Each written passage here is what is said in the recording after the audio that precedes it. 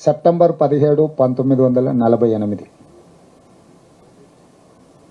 ఆనాడు ఉమ్మడి హైదరాబాద్ రాష్ట్రం కావచ్చు, భారతదేశం కావచ్చు, ప్రపంచం కావచ్చు, ఒక్కసారిగా మన వైపు మళ్ళీ చూసి సెప్టెంబర్ 17, 1948 ఒక ప్రత్యేకత ఉన్నది.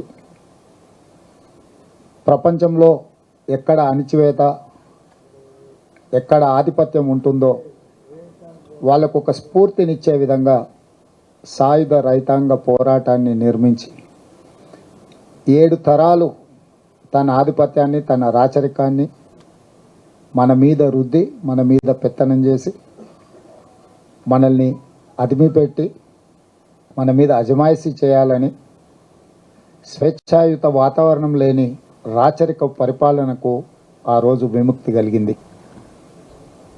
ఎందుకు ఆ రోజును మళ్ళీ ఈరోజు గుర్తు చేస్తున్నా అంటే, డిసెంబర్ 3, 2023 కూడా అంతే ప్రత్యేకత ఉన్నది.